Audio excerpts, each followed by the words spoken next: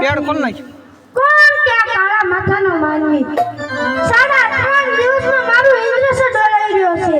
આ લાય કે મારી તલવારથી તેના ધરતી મસ્તક જુદા કરું નહીં